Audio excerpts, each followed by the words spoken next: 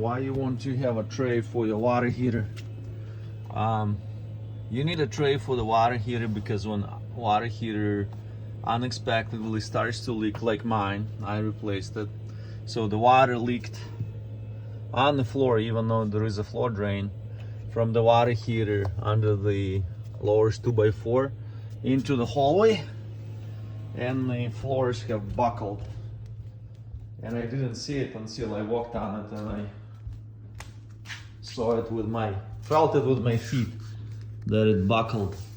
So there is like a big bump right here, 1/7 inch for sure. So I didn't see that the water heater leaked, but I felt it with my feet that there was a bump over here. So that's the reason why you need to have a tray under the water heater, so when it leaks, you could direct the water right into the drain. Thanks for watching.